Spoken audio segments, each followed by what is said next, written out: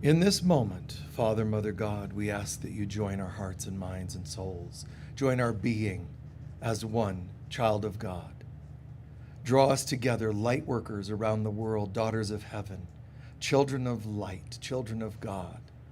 Throughout many generations, the variations of names, but they're all one thing, which is the remembered children of God.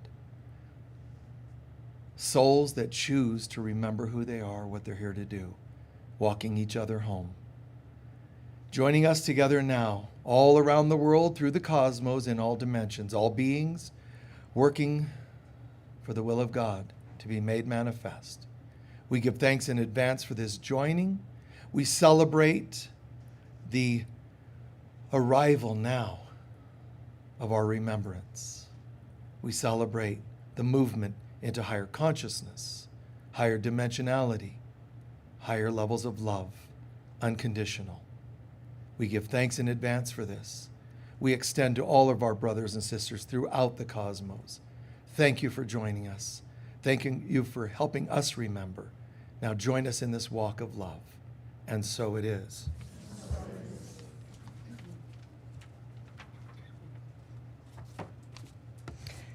From the book of 1 Peter. Who is going to harm you if you are eager to do good? Even if you should suffer for what's right, you are blessed. Do not fear threats, do not be frightened, but in your hearts revere Christ as Lord. Always be prepared to give an answer to everyone who asks you the reason for the hope that you have. But do this with gentleness and respect, keeping a clear conscience, so that those who speak maliciously against your good behavior in Christ may be ashamed of their slander. For it is better, if it's God's will, to suffer for doing good than for doing evil. And so it is. Please join us in reading our mission statements, which are located in the white card in the seatbacks in front of you. And together we say, the Global Center for Christ Consciousness is a spiritual center for students and masters on the spiritual path. We are dedicated to awakening the inner Christ and to creating a world of love, peace, joy, and abundance.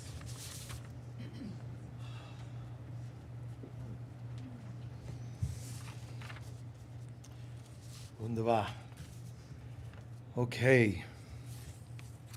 Can anyone share what topics are near and dear to you today that you'd like me to talk about? Pardon? I have light. Overcoming old patterns. Trust. Okay, one sec. One sec.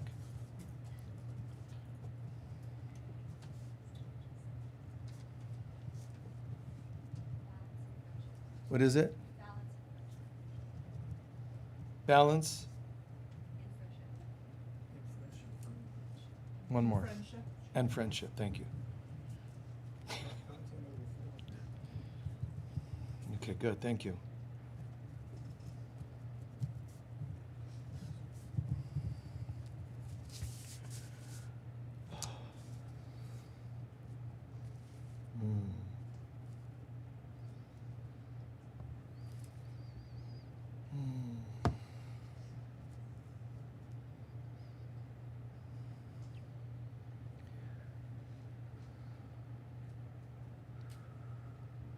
No matter what the questions in life, the answers are really all the same, but variations of an answer. Some of the questions, I am light, divine nectar, overcoming patterns, trust, leap of faith, and then there's others that you named as well that I made a note of. For the folks online, I'm giving you an idea of some of the things requested. The first one that strikes me, concept of leap of faith. It's important for us to understand that faith has nothing to do with what we think it has to do with. But there's levels, probably 3, because we talk about Trinity a lot. But there's levels of faith. Some of you are here, let's say, for example, saying, oh, this might be curious to go watch this. That's like a primal leap of faith. It's just like a curiosity. There's another level of faith which starts to become, I believe, I really get this, I really believe in this, and that's very cool, very cool. And that's the one most people, embellish on or pray for, and, that level. It's really fantastic, but it's not the highest level. The highest level is there's a knowing. So it's not really a faith, it's a knowing.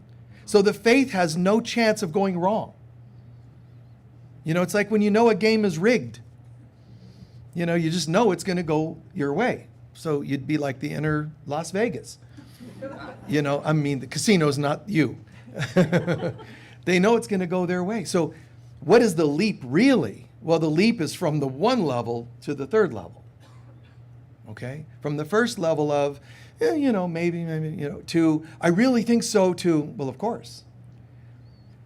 That level is very important. Even if you think you're at the first level, you can still entertain second and you can still entertain third. I would just start getting used to that 3rd level.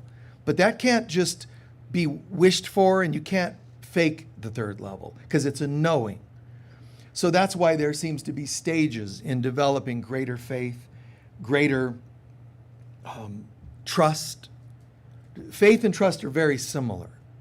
Trust as well is something with stages. Very running right parallel with, the idea of faith, but trust like that. Trust is like, well, I'm going to try to trust. People have wounds. Almost everybody's going to have some kinds of wounds around trust. You've been rejected, you've been backstabbed, somebody took advantage financially, unfaithful, whatever it happens to be. So there's that wounded trust, but you're just trying to get by and scrape a little trust in your life. Then they're starting to, there's that level of I'm starting to come out and trust more. That's good. That's the natural stage. But again, like faith, it can be a rigged game. All you have to do is trust the trustworthy parts of people. It's really an interesting little trick. Stop trusting untrustworthy parts. I can't believe that my friend who's been in jail 15 times for theft stole my wallet. I was trying to trust. I even looked up to God when I handed them my wallet and said, I'm going to lend this to you. Can you hold this for me? They're like, absolutely. So again, 3 stages. Everything starts in that fundamental, then the development, then the attainment. They're just natural phases of life.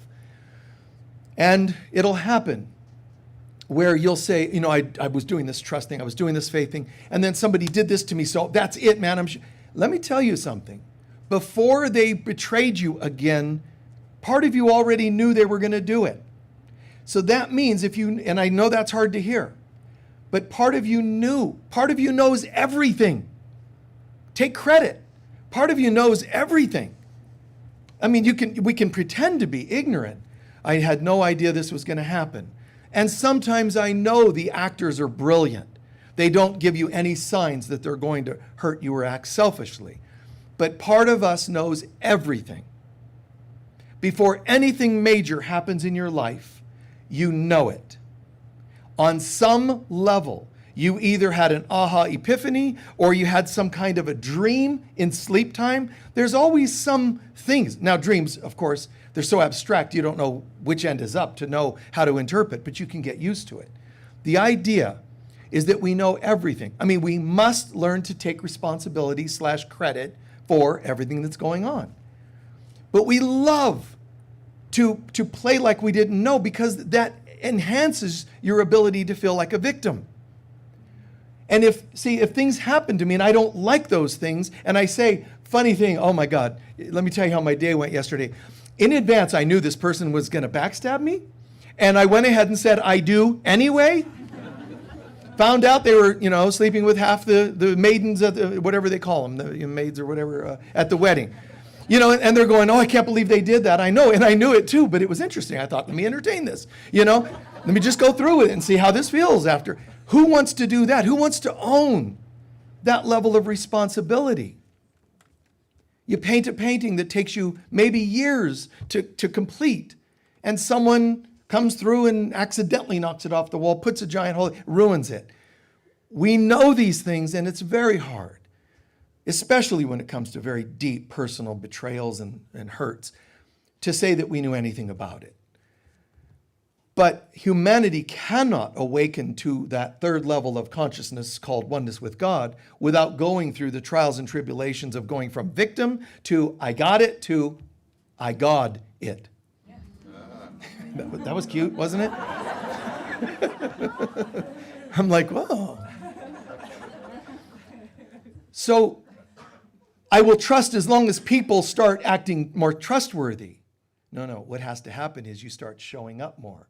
You start discerning, that's probably not a good idea for this person, to be trusted, that person, You just start to see everything in advance because you have the courage to wake up. And don't think you, little you, the wounded child part of you, that has to discern this. Because you have an inner 5-year-old that's been betrayed. It's going to go, you're putting me in charge of trust? How do I know what to trust? I mean, I'm just a kid. So that's foolish again of you. And it's foolish to trust untrustworthy parts of people. But the more you clean up yourself, do a self-inventory, know what makes you tick, know your patterns, then you'll also know the patterns of everyone else. It's true. I wish I just knew what they were up to. All you have to do is sit and ask yourself, what does this feel like? What's going on here? And you'll start to get deeper insights. It's actually an amazing thing, the process of it's almost like you're accessing constantly the inner intuitive and the inner counselor.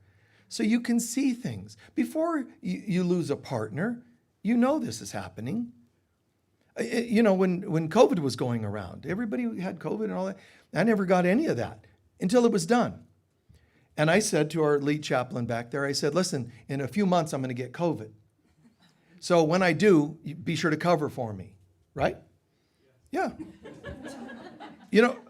Well, somebody could say, well, if you knew you were going to get it, why didn't you prevent it? Because I don't care. I'm not going to, that's perfectionism. My job was to have it like anybody and see how I handle it while I have it. Don't pray for God to get you out of messes. Ask God to be with you while you go through life's messes. I know that doesn't sound as sexy and cool and stealthy, but that's power, man. That's mastery.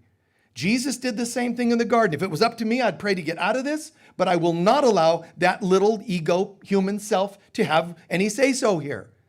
Let the greater will be done. So you can say, get me out of this. You can say, get revenge for those others. Get them back for what they did to me. Vengeance is mine, says the Lord, which we think good. Because God's going to show them even better than I could have. It's not what it meant. It meant, give me your anger, your vengeance. Give that to me. And there's a part of us, it's like, well, I don't like that one. I thought you were going to go get him. Like you're hiring the mob or something, Mafia God, God, Lord, man. So, and that isn't, anyway. So I really do want to trust Michael or whoever they're talking to. I want to. But I got hurt again when I tried. It takes time, but the secret, the deepest secret to this is that as you heal all of your stuff, believe it or not, you will attract less of this. That doesn't mean when you attract it, you're bad, you're flawed. I'm not saying that, but that's why it's hard for me to talk about this particular concept, just this one little segue here, because people hear it incorrectly. We have issues within us. And they resonate out. They send a tone out looking for people that have an antenna that want to resonate for exactly that thing. I have abandonment issues, and I never want to deal with that again. Abandonment issues. And there's somebody out there, in southern Madagascar that's like, beep, beep, beep. They're like, I've got to move to America, visit Sedona. I don't know why, but I'm feeling compelled. And there's just this, and then over in Safeway, wow, I'm feeling kind of an energy exchange between us, man. And then my, astrologer said I'd be meeting somebody that looked exactly, and then and then betrayal. And I can't believe this happened. How did you know? If you knew you you would know where this was going to go. Oh, so you're saying I shouldn't date anybody. See, that's the fatalistic ego trying to ruin our opportunity. No, it means take a break. Get to know the part that's got this little antenna. Get to know why that rises and sends out a frequency to people. Anybody want to take advantage of somebody? I'm your person. Instead of a third eye, you've got something else here. And they just go, oh. And they see you coming from miles away. There are beings at the other end of our solar system, the other end of the universe, that somehow you're perfect for them. Because, they're out there somewhere in the dark parts of space, and they're just, it's called hell, and they're just, I got nothing to do. And somewhere out there, someone's going to eventually call them and say, we've got an assignment on Earth. There's somebody that tends to have this pattern of attracting, unfaithful, hurtful, selfish narcissists. And you're like, that's me. That's me all over. I'm out in the dark parts of space floating because that's me. And they'll fix you up. That person will come, being born as whatever it is. Could be your own child, your partner, parents, whatever. But these things are humorous, except when you're in it. Then it's not very funny. But when you start to say, oh my God. I shared this a few months ago, and you guys got kind of a rise out of it. But a great author related to subjects of codependence. He wrote books on addiction and codependence. And he said, I always knew, if I went to a social gathering, I always knew who the most dysfunctional person in the room was, because it would be the one I was attracted to. It's like, oh. Now, I'm not saying you should never connect with somebody who has issues, because people have issues. But you can learn to discern whether the person's working on those issues. I would never tell somebody, yeah, I'm the person to date. I'm perfect. What I would say if I were you or me or whomever is I would say, I can't guarantee that. What I can guarantee is, generally speaking, when something's going on, I go here. I don't take it out on you. I go here as often as I can. That's called a responsible person. And then the other person could go, really? Wow. You mean I can sit and hold space when you're going through stuff because you're not throwing things at me? That's little chance, Unless I regress to past life as a baseball pitcher, but then it might happen. But other than that, yes, and that's kind of sweet. Our promise is not the fake ones we do on the altar. The promise is more like responsibility. I'm going to go here and you're going to go. Wow, that's pretty cool, because then the container becomes something amazing that we enter, even with our wounds, because I know we're entering a safe container. Even with wounds, it's safe. As safe as, at this point, I can create. See, so we can now dance within that particular frequency. So there's not a leap of faith. It's something you build with consciousness. You don't jump in, catch me, Lord, and leap off a cliff. That's not how this is done. It's, I know where I'm at. Even as a human being, and I hear, catch me, Lord, I'm going to fly off the mountain, and you hit the bottom, you go to the other side. They go, what were you thinking? I don't know. I just thought I would trust faith. And they'd say, well, now you got to go back 10 more times to work on this faith thing.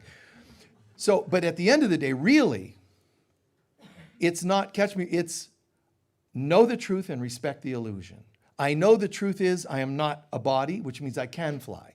But I will respect the illusion, which is I don't know how to yet. And just accept that. I want to trust and leap in faith, trust towards other people and faith towards God or other people. But you know what? I know I'm not all the way there yet. So call on God that does have the full faith and knowing of what's true, and ask it to remind you who you are. I don't know if I can handle this relationship that I'm in. I don't know if I can create another one. I don't know how to get out of this one. All those humanistic challenges, money issues, relationship issues, you're calling on the divine that does know. If you keep trying to control your development of faith, you're still a limited mortal trying to get something to happen. If you keep working on your mortal human ability to trust, you're sort of asking for trouble. It's better than not trusting at all, but it limits how successful you can be. All things you do with God. I don't know how to trust, but show me. I want to have faith, but I'm not certain how. And it doesn't mean you necessarily manifest some book in front of you. Wow, what a coincidence. It's a miracle. It's how to have faith in 10 steps. Sometimes it's just a shift in here, less anxiety. Those miracles are the great ones. It's not always the external, the clouds part and you see, angels descend upon the earth. It's not always fanfare. What you really want to learn to watch for is little shifts. Those are called miracles, psychological miracles. I was tense, and yet I'm not feeling tense anymore. I felt like I'm totally outarmed, outgunned against addiction. But I'm going to start my program with acknowledging I've got issues, but I'm calling on God to help me through them. Don't try to do things alone because you're not alone. The ego will always try to make you think you're outgunned. You can't possibly pull this off, whether it's starting a business or whatever it is. But if you try to do it alone and it fails, you're going to confirm failure. Now, no need to trust, no ability to trust or have faith because you just tried and it failed again. It's an interesting thing because you learn that I want things to be a certain way so that I will trust them. And the way Spirit works is everything comes from your consciousness. If you are not already in a state of true higher levels of trust and faith, you won't be able to see miracles from it. We're thinking, as long as I'm under control, I'm in control here. Show me and I'll have faith. And that's why Jesus told his own apostles at times, no, I will not heal you of everything you want me to heal you, because I want you to start having the faith, and then you will be healed psychologically first and foremost. And it might manifest physically. But if you sit there going, where's my healing? That's obviously signs that you don't have the faith to be healed. No, I want you to heal me anyway, and then I will have faith. You see how it's reversed? One of you asked about something called content versus form.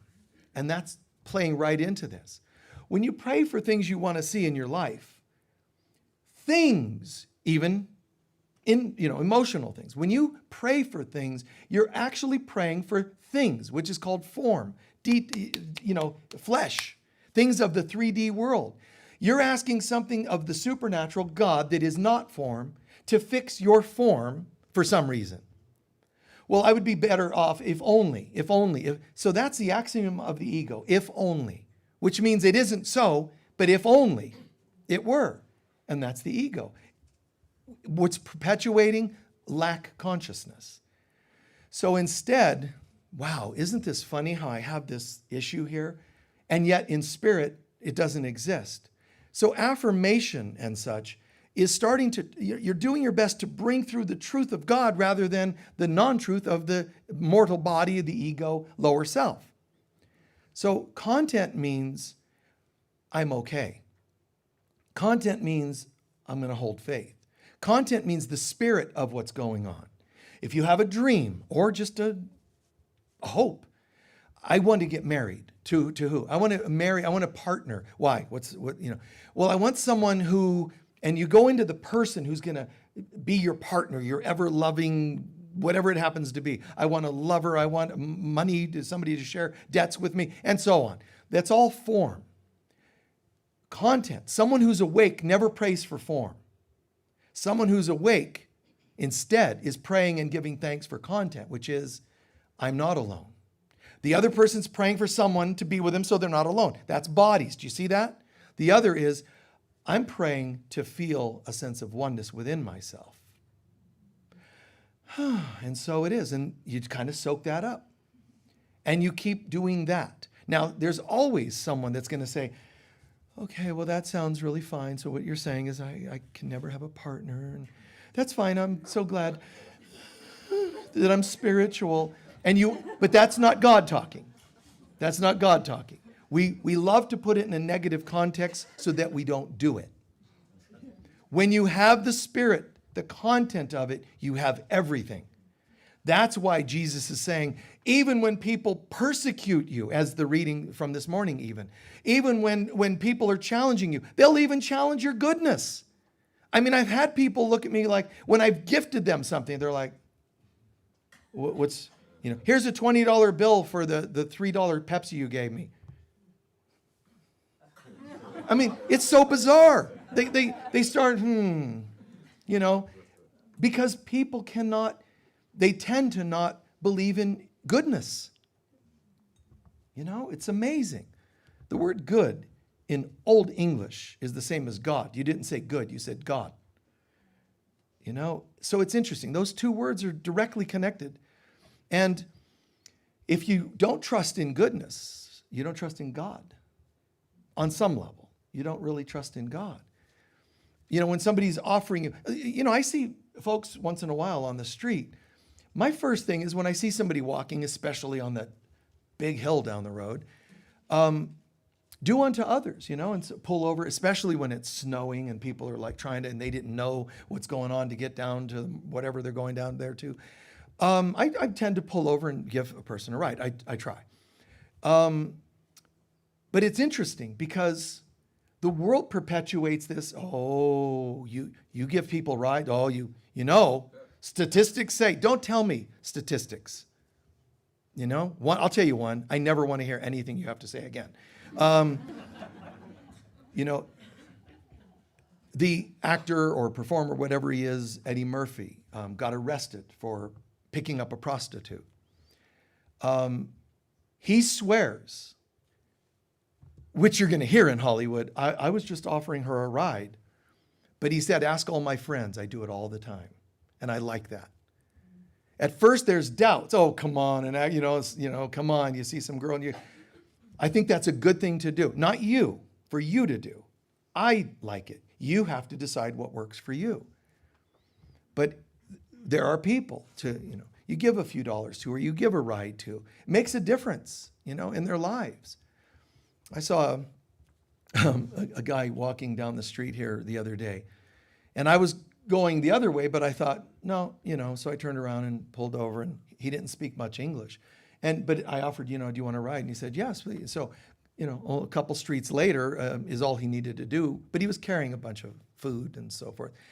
So I gave him a ride to his house, and I realized, I'm saying, do you have family here? And we're communicating through half English, half not, do you have family here? And he's explaining, yeah, and some back home. And, I'm dropping him off, and all of a sudden I'm realizing, he might think I'm like questioning him.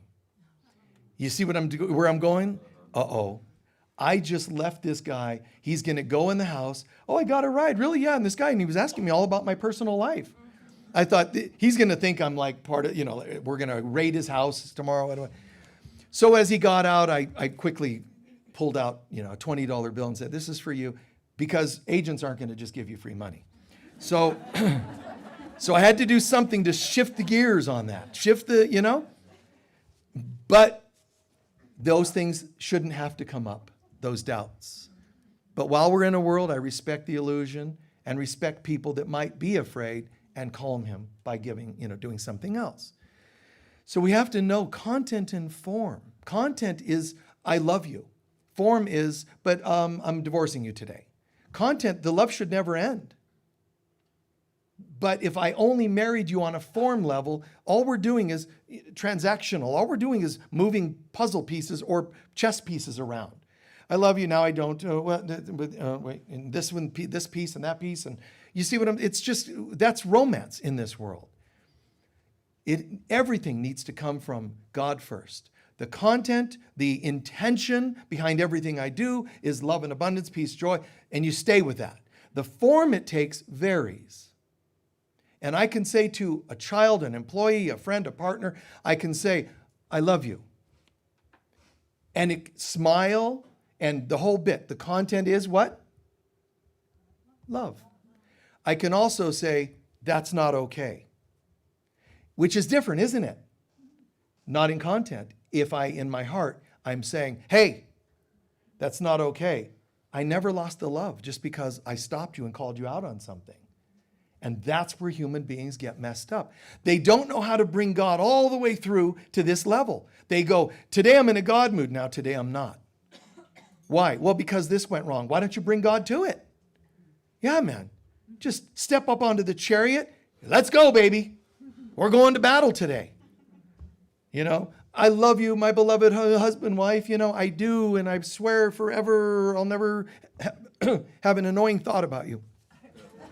I swear forever, and you do the little thing up on the stage, but then, altar or whatever it is, then I hate you. I hate your guts. I never want, you're a jerk, and Your Honor, I've got photos, all kinds of, can you do that without hating?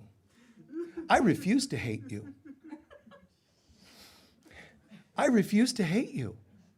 Can you do that? Can you go, oh no, we're going to court, and I have to tell them certain things, but I refuse to hate you. See, that's mastery. Humans don't know how to do that. And you're going, well, aren't we all humans? No, you're actually not, but you're pretending to be for now. So let's go ahead and play the game. Let's go ahead and, respect the illusion. The courts asked for certain papers, you brought them.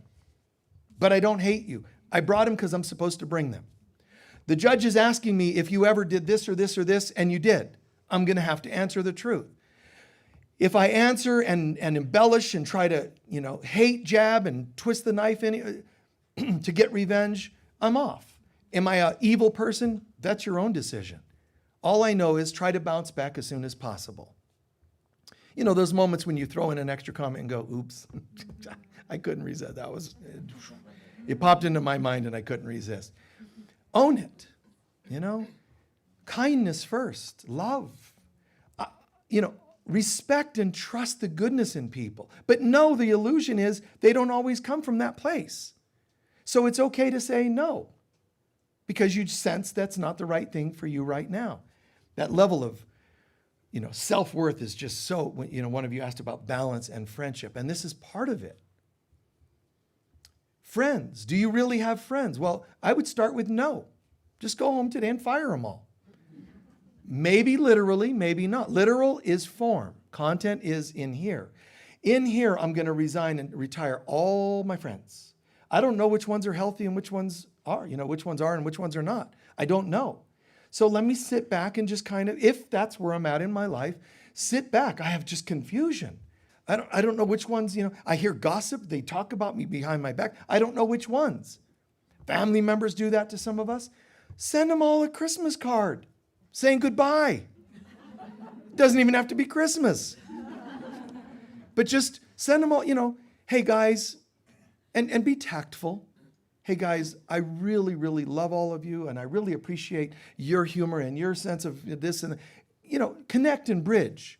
Then you can add, but sometimes I'm confused because I once in a while hear things that are said about me, and I don't know why anybody, friends or family, would do that. So I'm confused and I don't know exactly who is doing what. So here's what I'm going to do. I'm stepping back. And now I'm very healthy and safe. You know why? Because none of you are here. I wouldn't write that. But this is just in your mind. Because there's only one of us here. God and me. And I don't even completely trust me. But here's what I'd like to do. I can trust God, and I'm trying to trust me. But here's what I'm going to do. I can expand this little circle of mine called friendship, family, whatever, to include any of you that say that you understand what I'm saying and that you'd like to join me in a holy friendship. Which means assuming the best, not bad-mouthing, not gossiping, but know this. If you say you want to join me in this and do the opposite, there won't be another shot at this. I'll still send you love, but we'll be done as friends. On a form level, I will make adjustments. The content must not change. The outside does nothing but change. Seasons or anything else, but the content, always the same. The content, the intention behind it should always be love. One of you used that phrase, divine nectar, and that's the nectar.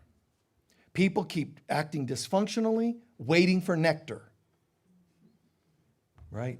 Honey, the food of the gods, right?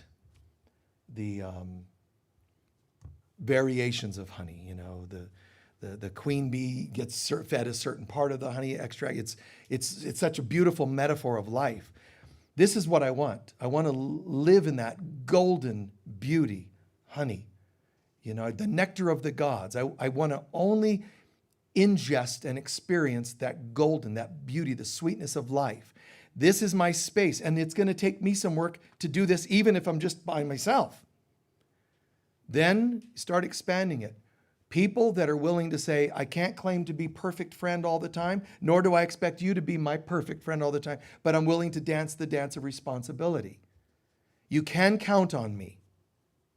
So you're saying we can call ourselves a we as friends, which means any decision you make, you'll consider me in that because we're a we, not a codependent thing, but you just see us as we're a team. Any toxicity fed into the team affects us all. And I personally, I'm not interested in that, you could say. And also, I'm not willing to go to that place. That's the opposite of love and self-worth. My mantra is love and self-worth. You see? It's this beautiful concept. Overcoming patterns, you asked. And it's the same thing. The patterns aren't overcome by you just refraining from them. You can stop drinking, stop doing drugs, stop, whatever other kind of addiction, codependence or whatever. You can make yourself pause on that. Doesn't mean you're healed. That's why real work, counseling, using counselors and 12-step sponsors and 12-step program and so on and so on and so on. That's why you use because it's dismantling the dysfunction. You can't just go, you know what I'm going to do? I'm going to give up whatever it is and put a rubber band and snap and cause myself a little pain each time I feel. That's behavioral modification, which is proven to only last temporarily. You can't just fix a little fix with a problem, whether it's a lack of faith, a lack of trust, whether it's betrayals, patterns of whatever kind. You can't just do that and expect it to glide from there. Instead, patterns come from where? You see, I have experiences. Hidden behind every experience is generally a pattern. That's why the wise books of the Bible, there's a saying, nothing new under the sun. Whatever you're experiencing out here, it's part of a pattern. You can think it's not. And you can even trade things. Your addiction can go from a certain drug to a cigarette to coffee. I mean, you just trade addictions. The problem's still there. I don't know how to be with me. So I don't know how to be with me. So when I suddenly, one day I'm sitting there and I go, oh, we're with me. I got to have something to pull me one way or to stimulate me or sedate me. But I can't be with me. That's a very sad statement. And if I were you in those moments, I would say, you know what, God?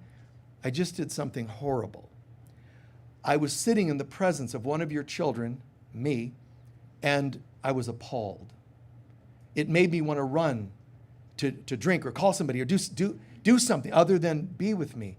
Here you created me as a holy being, and I just performed an act of rejecting that. Try that. Own what you did, and then say, and I was mistaken. It's a funny thing, God. I think if I interview you right now, you would say, I love being in your presence. And I said, no, I don't. Why would I want a different thought other than a divine one? If you would like to be in my presence, I must not be so bad. So I'm going to get used to, but I'm asking you to show me how, Lord. How to love being in my presence. And whatever form that takes. And sometimes it takes the form of tears. I feel so ashamed that I didn't like myself for so long. I feel ashamed for the things I did on a form level for not liking myself very much. And maybe it'll be tears, and maybe it'll be shame. Maybe it'll be rage for a moment. Oh, I can't believe I did that.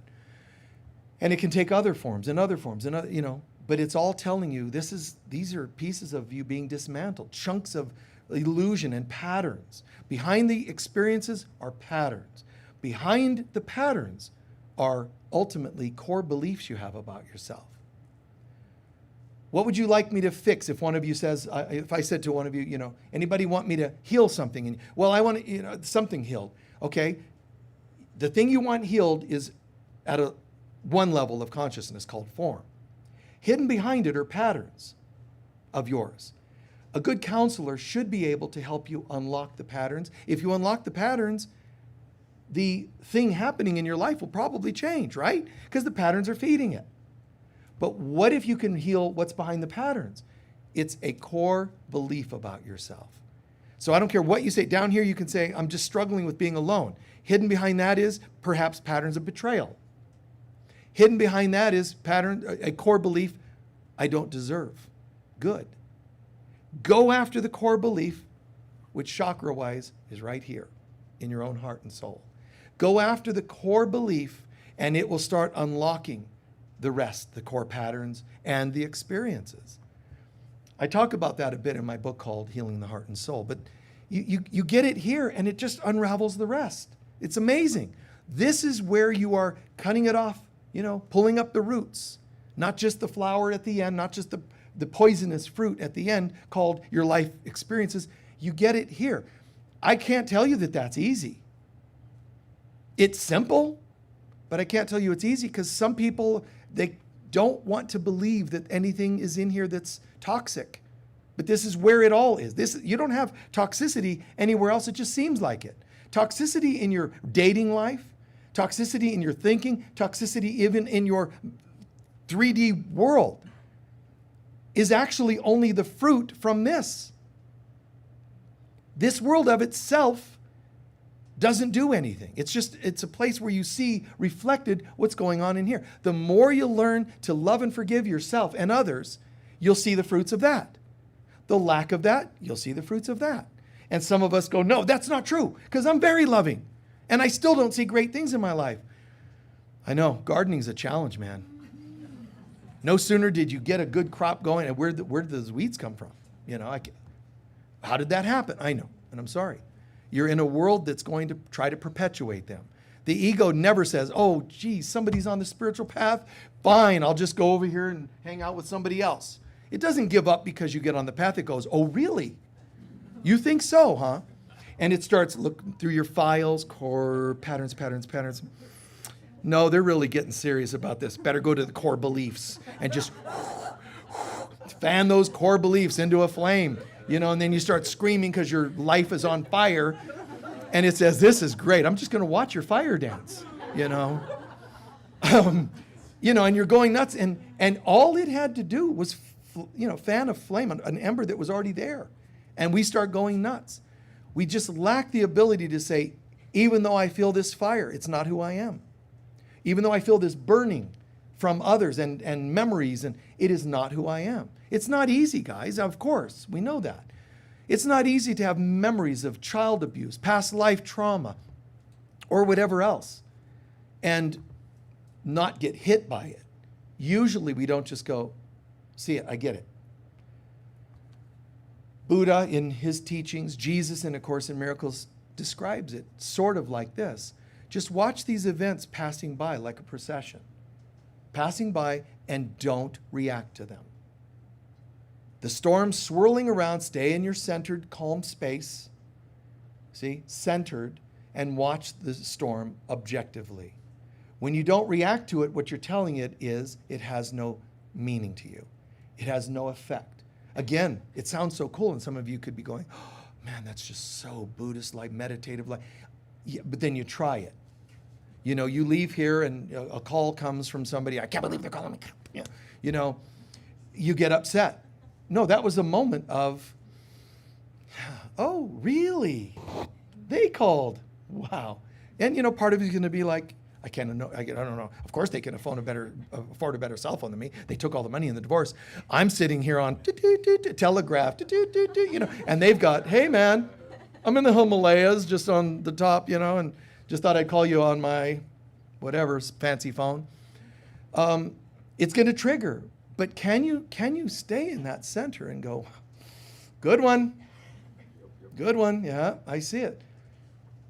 It's rare that these things come at you that are just like non-eventful, non-essential to you. Of course, the ego is going to come up with stuff that's going to trigger you. I wish I didn't have any issues. I don't even know what that means. You wish you didn't, but you do. Yeah, but I wish I didn't. How is that helpful?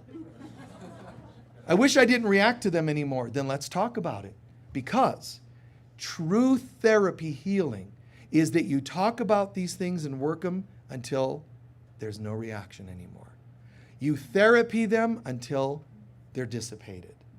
That's one option. And sometimes that therapy is intense, psychosomatic kind of work. somatic, I should say, kind of work, body center work, and other times it's casual conversation. Park bench, so, oh, did that happen to you? It's, you talk it and you work it. The first time I remember hearing about somebody having abused one of my daughters, I knew this had happened, but I was left out of it, and all this. One day, when I was told, it absolutely devastated me, the details. And just like, the tears, the anxiety, everything. Because everything died in that moment. Right? All hopes that it would have been different. All hopes that wouldn't have happened to her. All of everything is happening all at once. The horror of a human being going through this, that, and all of that hit me at once. And then I spoke about it maybe a year later, and still tears and feeling and overwhelm. And now, very little or maybe nothing, because I've worked through it. Now, if I speak of it and it hits me, if I shame myself for that, I'm not getting very far, am I? If I did it right here and it broke me up, on some level I have to appreciate, do I sit and go, there's these strangers and they're probably judging me? That's not trust or faith, where we started half an hour ago. I have to know whoever's sitting there somehow is healthy enough to hold space, because this is where I chose to process this. You see what I'm saying? Well, I wish it was in the privacy. Yeah, great. Thanks for sharing. But it isn't. It was right here, and there's hundreds, and then hundreds online. It is what it is. And on some level, if that happened, I could go backstage, as it's called, and sit and I could go through a lot of thoughts. I can't believe I broke down in front of an audience. You can go through all that. Fine, go through it. Get it out of your system. And at some point, form was inconvenient. There were people in the room and so on. Content-wise, help me to see this from a place of content, God. There were people holding space. Chances are the majority were like, holding space. Even if there was one nut in the audience going, I'm really glad that you're like, you have issues like I've got, because I was listening to you and liking what you were saying. Now it knocked you, this is what some of them do. It knocked you down a few notches. They want that for spiritual teachers. They want to see them broken down so they don't feel so limited themselves. I remember I shared this the other day with a couple of friends, but I remember some lady posted online a comment on one of our, feeds that go to everybody. I really like, Michael, and I used to listen to him. And they actually said, and you know what? He's a good-looking guy, but someday he's going to lose those looks. And I thought, should I make it today so that you're satisfied? Like, why would you wish somebody harm? But it happens. So because one person has it out for you like that, known or unknown, gossip or whatever form, should you not trust the rest of us that are saying, we are here for you? You have that decision to make. Now, you could sit there logically and say, Michael, but realistically, let's pretend there's just an even 100 people online, altogether 100. Out of those 100, I only know 2 of them. So you're telling me to trust them? No, we're one. And the majority is holding space. So the one of them all is safe. Come out. Tell them your hurts. Tell them your joys. And I'm not talking about talk people to death. I'm just talking about come out in here, content first. Be able to look in each other's eyes and just know I could probably tell you anything, and I have a feeling you would hold space for me. Do you believe that's true in this room? Yes. It's true. And some of you, I don't know them. Again, I don't shame you or wrong you for that. It's sad that you haven't been there yet, to the place where you can trust them. That if I can trust one of you, and we're all one, there's a part of everyone that I could trust. A part. Are they all fully aware of that part? No, and maybe that's not the person I'll share with today. But don't let one bad apple spoil the whole batch. Don't let one, thing that's a little off make you ever think you have an excuse to not trust. That's your thing. Using other people's misbehaviors as a way to not love, not trust, not have faith, whether it's God, others, close family, friends, Whatever your reasoning, even if you've had several people act hurtfully in your life, believe it or not, it still doesn't fly at the end of the day. You can think it does. No, you don't understand. I've had 38 people betray me, so I have reason to not trust. Where's the line drawn? If I had one shy of all of humanity betray, it doesn't mean that everybody's untrustworthy. It means they're not there yet. And if I show trust and faith in them, you know what can happen? I'm fanning a flame in them that makes them come out more. I've seen people that just hate people based on color, gender. I've seen people hate people based on the profession, and it just doesn't make any sense. I've met people from the greatest service to humanity to mafiosos, and find myself bonding, bridging, laughing at stories. Because people will come out into their humanity more when they're heard. You know? Well, what was that like? You know, and you go there with them. Whatever they're into, you bridge with them. What are you know, about? I mean, there's certain music that wouldn't be my kind of thing, but, you know, greeting with people like this. One airport, Tim McGraw, you know, band, or, you know, and they come into the part of the airport I'm sitting in, and they were I could tell, you know, it's like when you get into miracle working, you have these spider senses, you know, it's like, you can just sense something, there's a disturbance in the force, Luke. So I look around and I could tell these guys are kind of looking around, because they wanted to sit together as a band and talk about tomorrow's gig that was, I think, in Houston. So they were talking about this, you know, and I said, hey, you guys, you can have my chair, because they were one shy of being able to sit together. So I moved, you know, and they're like, what? Where are you going to sit? On the floor. It doesn't matter, because good is more important than what you think matters. Matter is matter. Content, love is fantastic. Don't let matter scare you away. Go for the intention. Go for the content. So these guys got to sit together.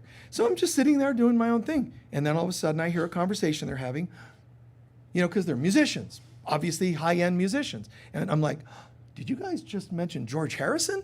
And they're like, oh yeah, we love George. And I'm like, then why do you play country western music? No. So I did. I actually did. I said, I got to ask you. You guys are talking about music that's like, but you play country western. What is it? What's the draw? If you love this other kind of music, that's what they love. And they said, because country music is simple and people connect with it. It made sense. Now I'm healed on that consciousness, that particular thought. They love what they do. See? And I loved that they loved what they do. So it's very beautiful. So wherever you are, there's someone that could be saying, can you hold space? Guarantee this. I'm guaranteeing you. Every day, 1 to 1,000 times per day, someone is asking you to hold space. How many times a day do you notice it and answer the call? Well, I think a couple weeks ago there was this. No, every day.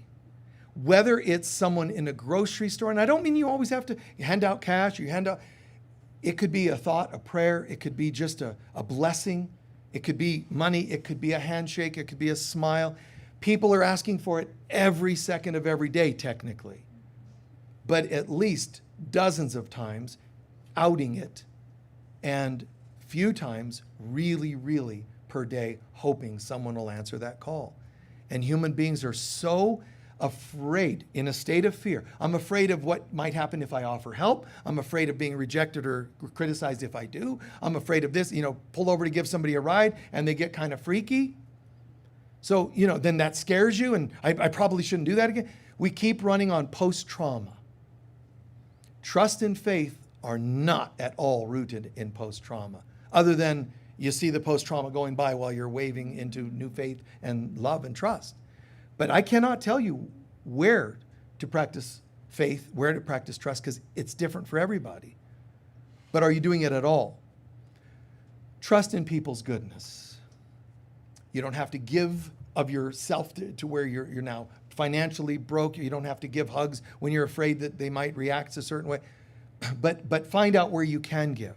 Would it be okay if? Would it be okay if? You try it out. Ask. And then just realize, remember, always remember as I'm closing, give thanks. Don't just gift. Remember later on, wow, and give thanks. One quick story happened just the other day. Judy, who runs her estate sales in the Verde Valley, she had some lady who makes homemade Mexican food. And they connected one day, and the lady brings it every so often. So the lady said, "Can I bring some the food, that Judy buys, to the estate sale?" And she said, "Sure." The lady came by, and she sent her son in to deliver it. So he comes in, and I kind of went, I could just tell they don't have a lot. So this sounds strange that I would act this way. It's opposite of what you would think. Instead of seemingly humble no, what I did was I happened to have several bills in my pocket or whatever, several bills folded. I took it out and showed it to him because there's 100 and then there's lesser money, but I took it out, showed it to him. "Isn't that cool?" And he's like, "Yeah." And I'm like, "Isn't that great? Here, this is for your mom for the food, 100, and then gave him, and it was like a $130 bill for this. And I said, "There's 100 and there's 50. The rest is for you guys." Now, my point was to program in his mind, anyone can have. Like, here it is, look at that. And I'm going to give some to you. And even a tip. You follow so far? It's offering something new. Ironically, I kind of went, "Cool, you got it." And he thought my arm was reaching out. So this little boy comes in for a hug. Now I'm hugging him going, "Oh, adjust, like, is that okay?" And because I didn't mean to make the kid think I wanted to give. And you can tell that's probably not something that happens to him every day. So he comes in for a hug. At the end of the day, he goes, they leave. The mom calls Judy, and says, "I want you to know how much I appreciated not only you buying food, the extra tip." And she said, "I want you to know I immediately took that money and went and bought food for my family." Now, can you limit that to one little miracle? I don't know. It started with someone gave me some money, right? And then whatever's behind that. Someone gave, now I have some. Now I'm showing this kid and I'm sharing it with him. He's feeling great. He shares it with mom. Mom's giving food to she tells Judy about it. See, that's how miracles are. They're not little collectibles on your shelf. Look at that. This was a miracle I had once 15 years ago. I had this one little incident. There's supposed to be an energy that you breathe in and multiply in, and they multiply and multiply. I tell you about it, you leave here going, and then you're at the store and some miracle happens. You could be the person, lighting it up, and you could be the person receiving it. But they just keep expanding. Have faith. Everything is in divine order. We're screwing it up. We're putting limiting beliefs in the way. But there is a flood of God energy that's looking to rush in. And your faith, your hurts that block your faith, your wounds, unhealed wounds that block your trust, keep it just to a trickle once in a while. But that's us. We're the only ones that can limit that. God doesn't say, "Well, you only deserve that much." It can't happen that way. God cannot be that way. I am, and you are made in my image. So you are. Here we go. Boom. And we're like, doop, doop, doop. Only we can do that. And the we, what I'm talking about there, the we is our unhealed wounds, which feeds our ego, lower self. Kick the doors open. No more. That's it. God, in all forms, be with me now. Show me love and abundance. Abundance meaning not just cashola. Love and abundance of peace, abundance of trust, abundance of friendship. But step in a little at a time. Add it to the fire and let it grow and become warm and beautiful. Give thanks always for all these miracles. Please take a few centering breaths.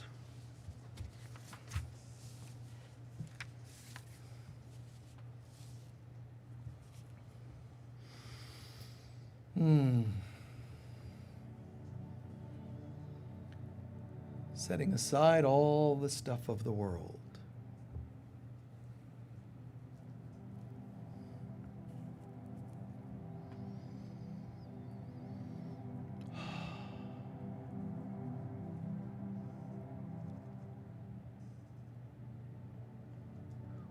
Let's share a little of what we did last week.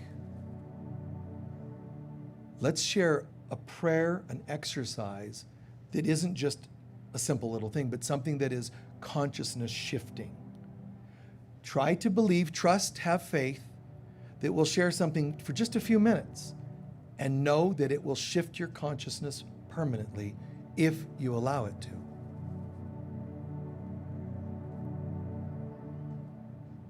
A prayer that is the most powerful on the planet. The Lord's Prayer that I won't do in Aramaic and I won't do a bunch of fancy things, Cherokee version, Old English version, and so on. It's enough as it is. The Lord's Prayer has 7 lines. Each is balancing, healing 7 chakras, each balancing 7 layers of your aura. Could that really be true? Yes, that's what supernatural can do.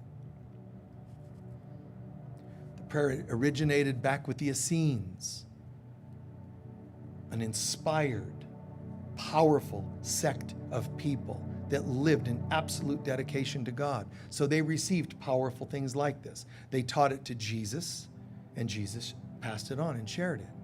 It wasn't made up on the fly. The Lord's Prayer keeps us in humble communion with God. It doesn't belong to any particular religion. But even when it begins, our Father, it's not gender. Its original word in Aramaic, abun, comes from Abba, womb, Father, Mother, God. The original Lord's Prayer, abun, which means Abba, Father, womb, Mother. And that already starts us somewhere so deep, so beautiful. Our Father, Mother God, who is in heaven, but really God is heaven. This addresses the source of all, for all.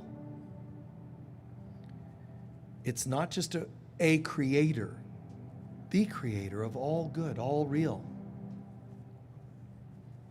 And we're acknowledging, who art in heaven, you are constantly in a state of bliss, Father, Mother, God. We're acknowledging what God is on so many levels, and that we're plugging into that. Hallowed be thy name. It means sacred is your name, but I'm made in your image. Wow, can I say that? Hallowed be thy name and mine. It's like saying sacred and holy are we. Say that to yourself.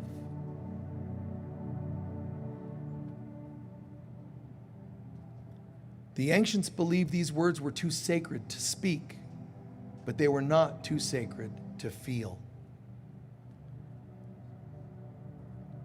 We can speak them when we're in our true identity, our true intention. Then we say that kingdom that we're acknowledging, thy kingdom come and thy will be done on earth as it is in heaven. What does it mean?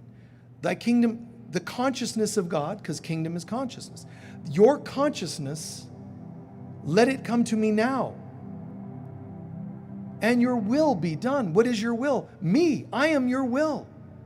I am the will, your extended will of love and light, even in this world. Your consciousness come and your will be done. Not on earth, it's in me, in us, as it is in heaven, which acknowledges there's no separation, no difference. Just as your consciousness is fully present in a state of bliss, love, joy in heaven, let it be done in me. I'm saying so. I'm owning, I'm allowing, decreeing. Let this be done. Not I hope. We're not begging. Let your will be done in me, as me, through me.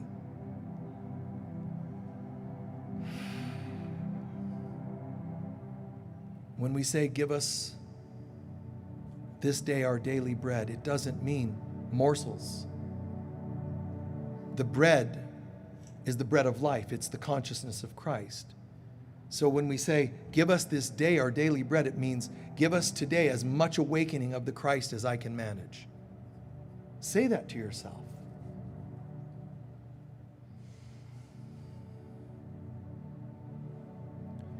Forgive us our debts as we forget others. Very, our debtors. Very simple. This is actually affirming the release of all karma and contracts. Forgive us our debts. It means wipe all this clean, but I'm doing it too. And our debtors, including myself. It's an affirmation. Can you say that? Can you say it with true, deep intention? Forgive us our debts. And let us teach us to forgive our debtors. The wiping away of all karma, all limitation. Yes, absolutely. Lead us not into temptation. Well, God wouldn't lead us into temptation. But it means help me to not be distracted. Help me to not be tempted to believe in my old patterns having power. My addictions do not have power over me. So I'm saying it when I say this. Let me not go into the state of temptation to believe these things are real. Let me know the truth of God. Deliver us from evil is like saying a continuation of the last. Don't let me be tempted by false beliefs. Deliver me from such things. Show me instead what is truly valuable. And the prayer closes so beautifully. For thine is the kingdom and the power and the glory.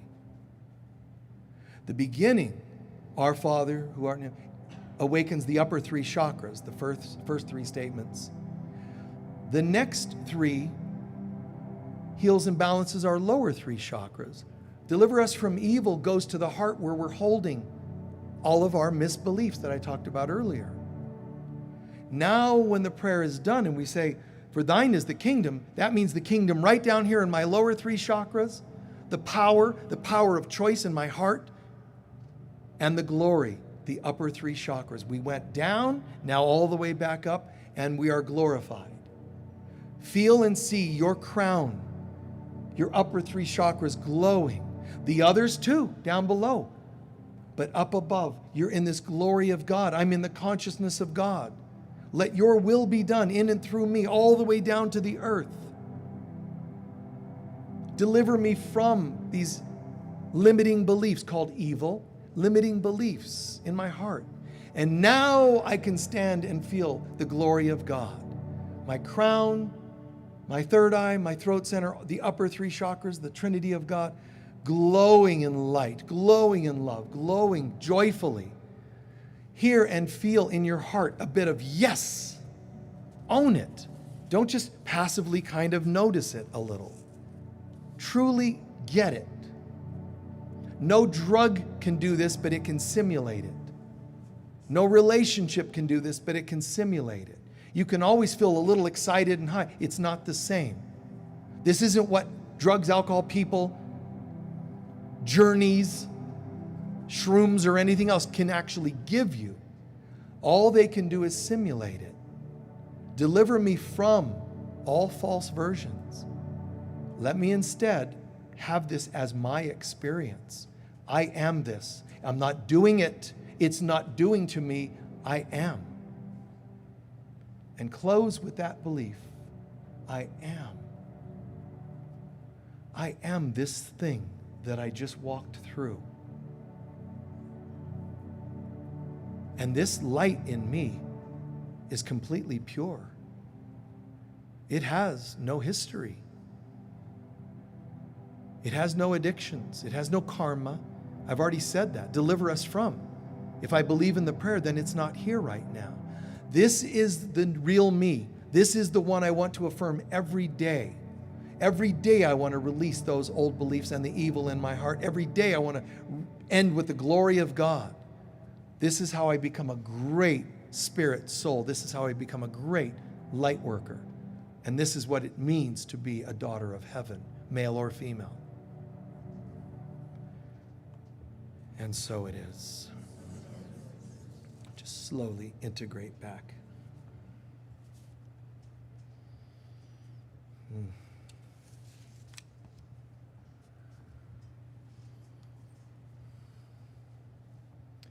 What are you feeling?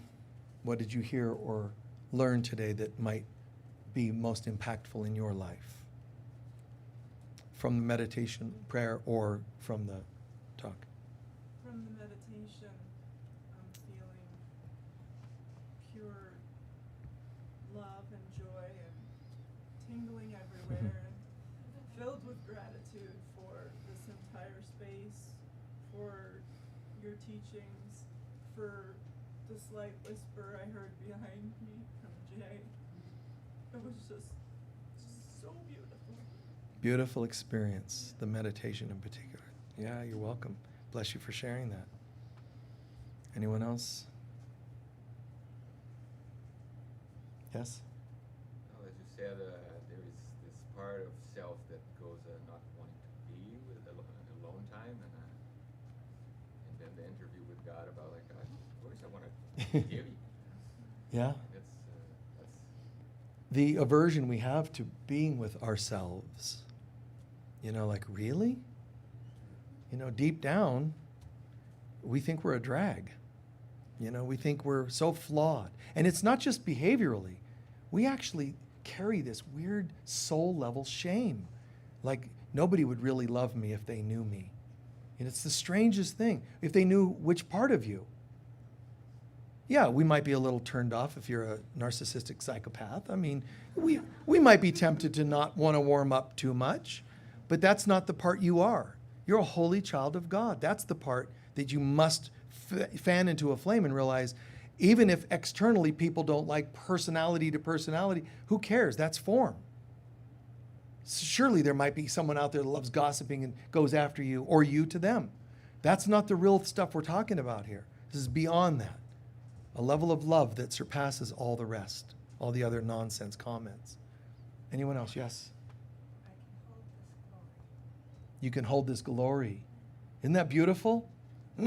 Yes, yes. I resonate with the 3 levels of faith. I'm curious. I got it.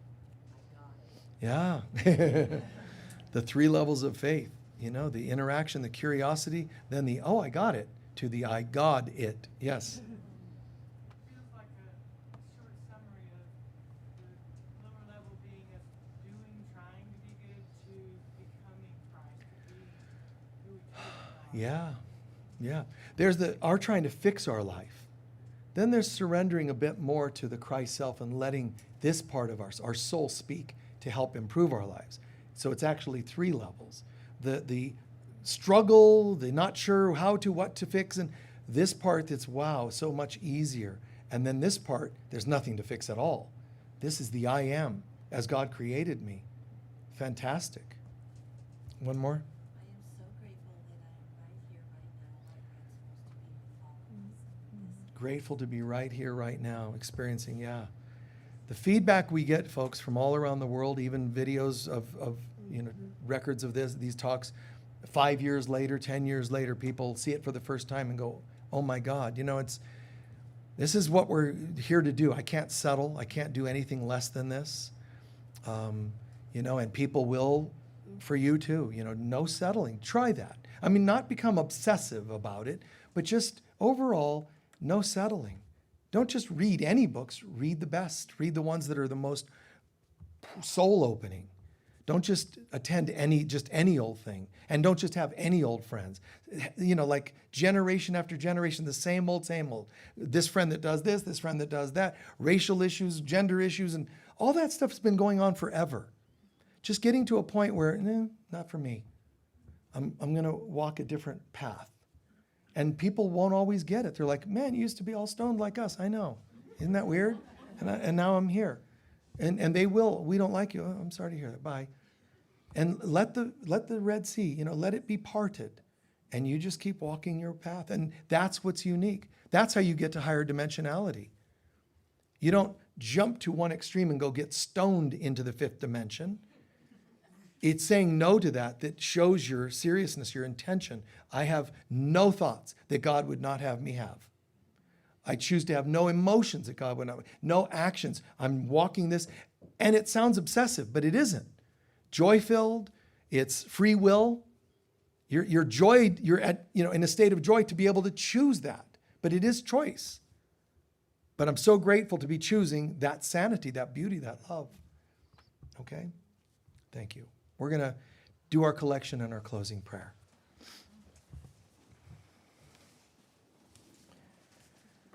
The folks watching online, I just heartfelt gratitude to you and the folks in the room as well. Just such deep connecting, such deep sharing, teachings, questions, channelings, and so on. Thank you.